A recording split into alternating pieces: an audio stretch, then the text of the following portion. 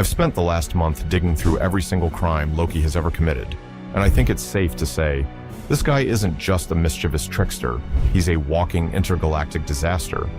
Sure, he calls himself the god of mischief, but let's be real. Mischief is switching sugar for salt, or prank, calling a pizza place.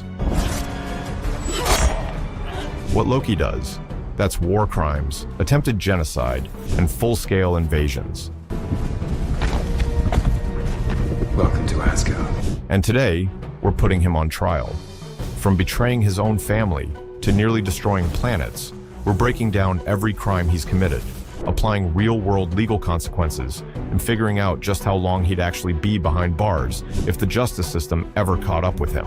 Spoiler alert, it's not looking good for him. Like most villains, Loki's criminal career didn't start overnight. It all began with an identity crisis of cosmic proportions. Born on Jotunheim, abandoned as a baby, and raised on Asgard, Loki grew up believing he was Thor's equal. And for a while, it seemed like he was. He had power, royal status, and the favor of Odin. Then, one day, everything came crashing down. He wasn't Asgardian. He wasn't the heir to anything. He was a stolen frost giant, a child taken from his people and raised in a kingdom that saw his kind as monsters. Now, a well-adjusted person might process this revelation, maybe even go to therapy. Loki, he chooses complete and utter chaos. Instead of finding a way to come to terms with his identity, he decides that the best way to prove himself is to seize power and take Asgard's throne for himself.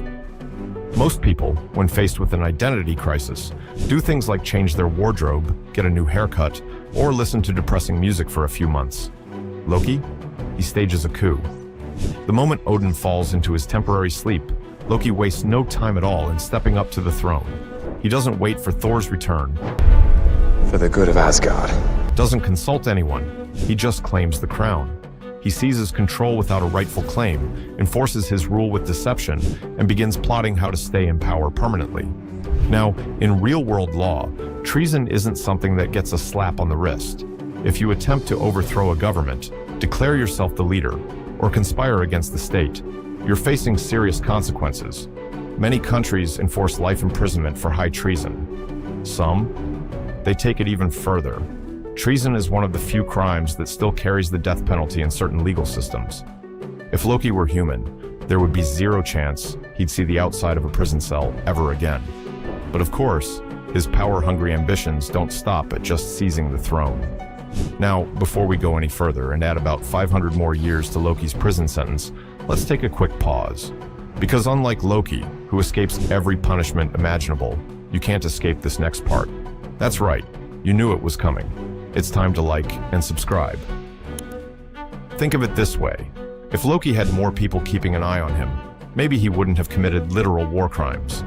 So do your part. Hit that subscribe button, turn on notifications, and make sure justice is served.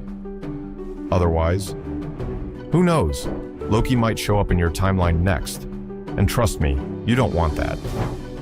After taking control of Asgard, Loki makes one more decision that cements him as one of the most dangerous beings in the universe.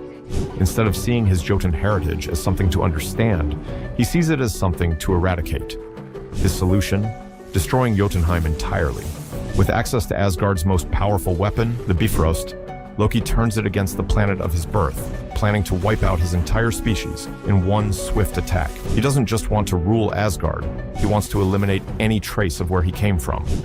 If Thor hadn't intervened, Loki's plan would have wiped out every living frost giant. Now, if there's one thing international law does not take lightly, it's genocide. Under the Genocide Convention, even attempting such an act is considered one of the highest crimes a person can commit. And the punishment? Life imprisonment without parole. Loki doesn't just cross a line, he leaps over it with full force. Now, let's imagine for a second that Loki actually got arrested for everything he had done so far. The Asgardian justice system would have every reason to throw him in a dungeon for life. He had committed treason, attempted genocide, and seized power unlawfully. But does Loki accept his fate? Of course not. Instead, he fakes his own death, vanishes into deep space, and immediately starts causing problems again. This time, he sets his sights on Earth. The first Earth-based crime Loki commits is sending the destroyer armor to kill Thor. Destroy everything. Now, I get it. Sibling rivalries can be intense, but sending a magical, nearly indestructible murder machine after your brother? That's a bit extreme. Loki doesn't just attempt to kill Thor. He does it in the most dramatic way possible, unleashing a weapon of mass destruction on a small town in New Mexico. If we look at real-world laws, this wouldn't just be considered attempted murder. This is premeditated, calculated assassination. And the punishment for that? At least 25 years behind bars. But the problem with unleashing a walking death machine is that it doesn't exactly limit its destruction to one person. By the time it reaches Thor, the destroyer has already torn through half the town, nearly killing multiple civilians in the process. Now, reckless endangerment doesn't seem like much compared to war crimes and treason, but the law still takes it seriously. When you endanger the lives of an entire town, you're facing at least another 20 years in prison. And Loki? He didn't just endanger people, he nearly leveled a city block. By this point, Loki has already burned every possible bridge. He has betrayed his family, attempted genocide, seized power unlawfully, faked his own death, and launched a direct attack on a civilian population. Most villains would stop here. They'd accept their punishment, maybe even try to redeem themselves. But Loki, he's just getting started. Because what comes next? That's when he goes from fallen prince to full-blown intergalactic war criminal.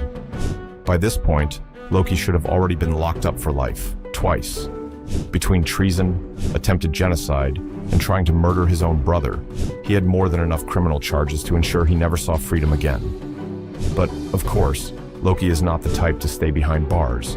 Instead of facing justice, he fakes his death, drifts into space, and, because he can't help himself, immediately gets involved with the most dangerous being in the universe. That's right. Loki goes from failed king to full-on cosmic war criminal when he teams up with Thanos. And what does Thanos want? Complete planetary destruction. So when Loki agrees to help invade Earth, he's not just causing trouble, he's committing some of the worst crimes known to man. There's causing a little chaos, and then there's leading a full-scale alien invasion in the middle of New York City. Loki, always one for dramatic entrances, doesn't just sneak onto Earth quietly. He teleports in, instantly kills a bunch of people, and declares himself ruler of the planet. Now, let's pause for a moment. It's one thing to commit crimes against your own kingdom, but declaring war on an entire planet? That's a different level of insanity. Loki, this is madness. When Loki arrives on Earth, he doesn't just make a grand speech. He slaughters people in broad daylight. In Stuttgart, Germany, he forces an entire crowd to kneel.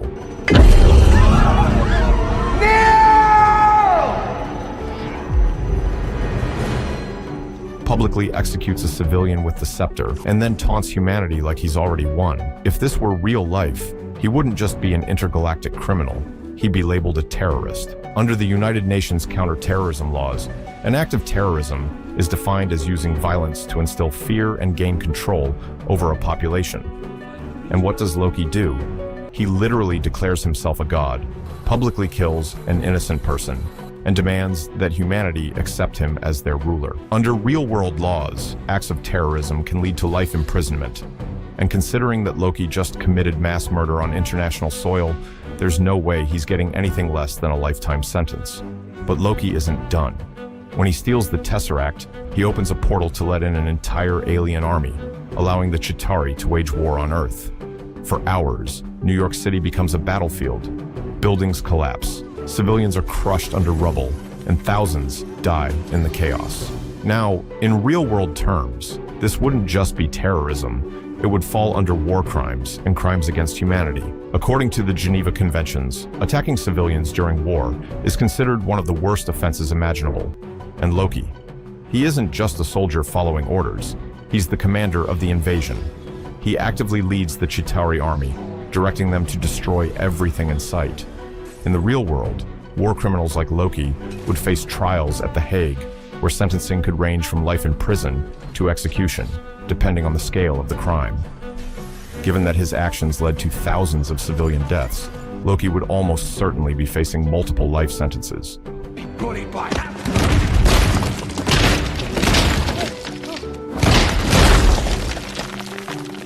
Let's talk numbers. The Battle of New York left an estimated 1,200 civilians dead, thousands more injured, and caused over $160 billion in property damage. If we compare this to real-life war crimes, Loki's invasion would be on the same level as the worst atrocities in modern history. For reference, modern war tribunals sentence individuals to life in prison for much less than this. Loki isn't just an accessory to these crimes, he's the leader of the invasion. Every single civilian death, every building that collapsed, every act of destruction, that's on him. If we were applying real-world law, Loki would never see the outside of a prison cell again. Now, here's the thing. Loki didn't do this alone.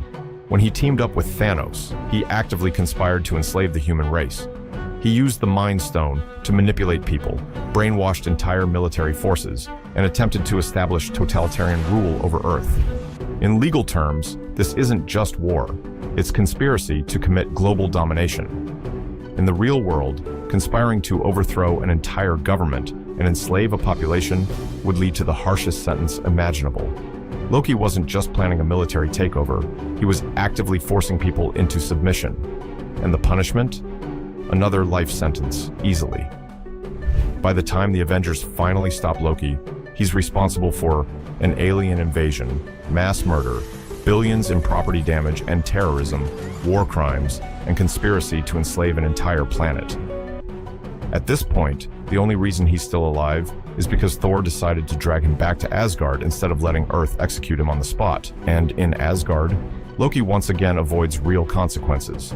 Instead of being executed or imprisoned for life, he's thrown into a cushy Asgardian dungeon, which, let's be honest, is probably more comfortable than most five-star hotels. But Loki's story doesn't end here. When do we start? Because after the New York invasion, he doesn't just sit quietly in a cell, he finds another way to escape. And when he gets out, the galaxy-wide destruction continues.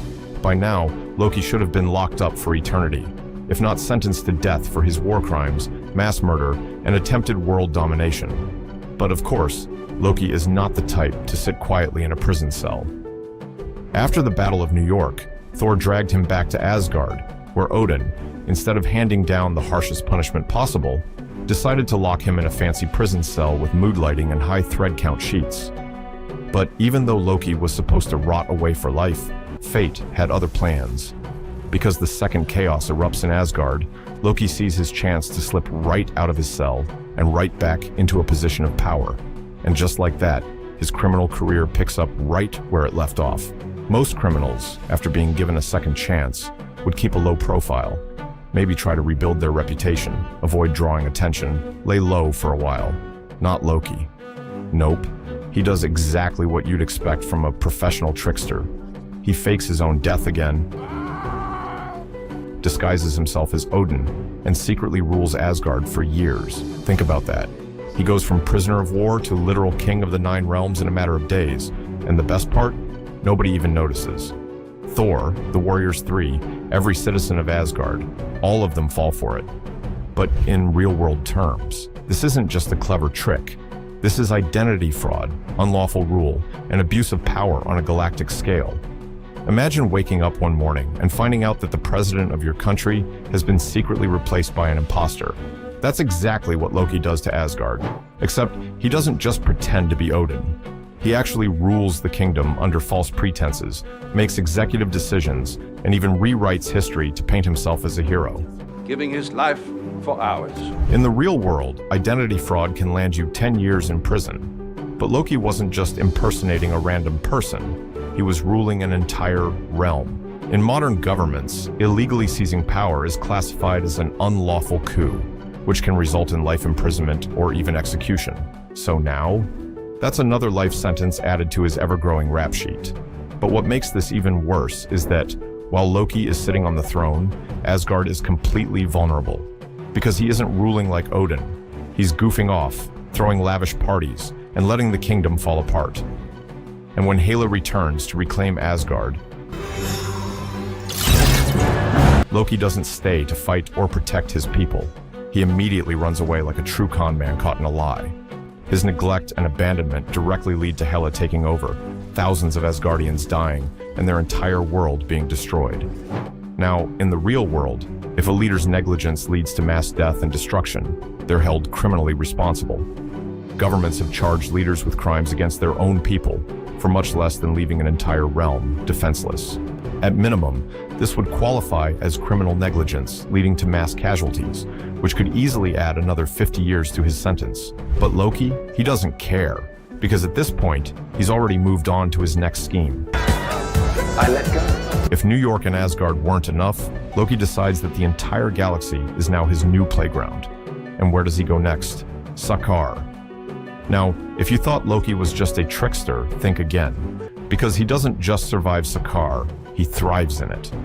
While Thor is enslaved and forced to fight as a gladiator, Loki manages to charm his way into high society, becoming one of the Grandmaster's most trusted advisors. This is where we enter full-blown intergalactic crime lord territory. Loki doesn't just chill on Sakaar, he actively assists the Grandmaster, a tyrant who runs a massive gladiator ring where beings are enslaved and forced to fight for entertainment. And what does Loki do? He works for him. In legal terms, this isn't just turning a blind eye. This is aiding and abetting human trafficking. In the real world, aiding a slave trade or forced labor operation is one of the most serious crimes imaginable. Many governments punish this with life imprisonment, and in some cases, even execution. So now, that's another life sentence stacked onto Loki's already endless criminal record. And yet, he still isn't done. At this point, Loki has been captured, imprisoned, and supposedly rehabilitated multiple times. But every single time, he manages to escape.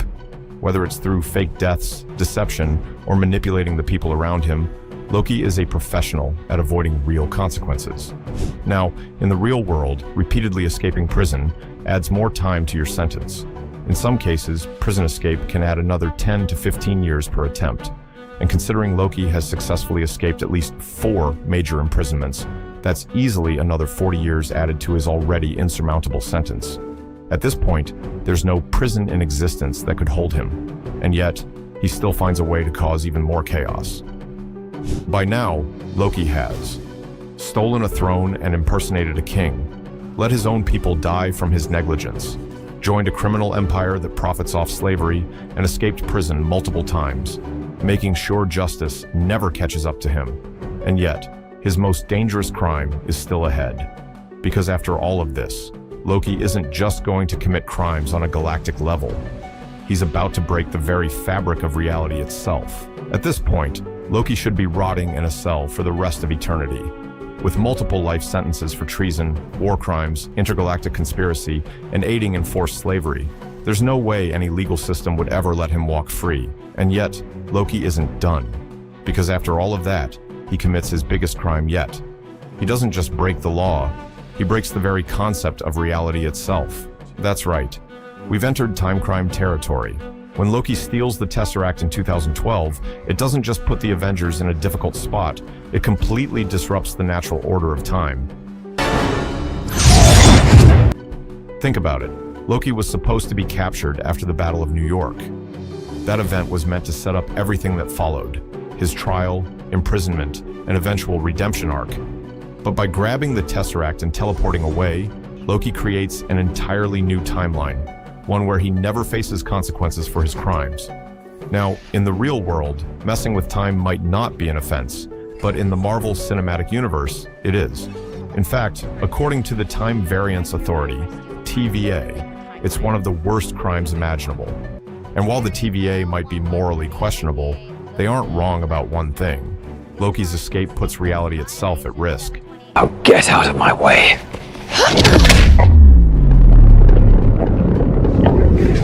You're now moving at 1/16 speed. Now, let's be honest. Loki had no idea what he was doing when he escaped with the Tesseract. But just because he didn't know he was breaking reality, doesn't mean he isn't responsible. If we translate this to real-world legal terms, Loki would essentially be guilty of causing catastrophic destruction through reckless endangerment. He doesn't just mess up one timeline, he creates ripples that affect the entire multiverse. In legal systems, reckless endangerment that leads to mass casualties or global consequences can result in life imprisonment. And considering that Loki's actions almost led to the collapse of multiple realities, he'd easily be looking at yet another life sentence. And somehow, it still gets worse. Now, if Loki had just stolen the Tesseract, maybe, someone could have argued that he didn't fully understand the consequences. But the second he realizes what he's done, does he try to fix it? Instead, he immediately starts looking for a way to escape justice yet again. He charms, deceives, and manipulates his way through the TVA's ranks, learning everything he can about how time works. And when given the opportunity to help restore the timeline, Loki does what Loki always does. He betrays everyone. Now, in legal terms, this would count as aiding and abetting in a high-level government breach, which in the real world would land him at least another 25 years in prison. But that's nothing compared to what he does next. Now, say what you will about He Who Remains. Was he a dictator controlling time itself? Sure, but was killing him a smart idea? Absolutely not. Loki stood by and let Sylvie murder the only person keeping the multiverse stable. And what happened? A complete breakdown of reality. Infinite timelines started branching. Alternate universes began collapsing into chaos. The very fabric of existence was thrown into jeopardy. In real-world terms, Loki would be held responsible for aiding in the collapse of an entire governmental system, which in most countries would be considered treason. And once again, that's another life sentence. At this point, Loki's sentence is beyond anything imaginable. And yet, he still isn't finished. After everything he's done, you'd think Loki would finally learn his lesson. But instead, he takes it a step further. He doesn't just mess with time, he becomes the one controlling it. After realizing that the entire multiverse is on the brink of destruction, Loki sacrifices himself to become the new keeper of time, holding together infinite realities to stop them from collapsing. Now, in a moral sense, this could be considered redemption. But in legal terms, Loki has essentially made himself the sole authority over time, rewriting the rules of existence at will. And if there's one thing governments don't like, it's a single person having that much unchecked power.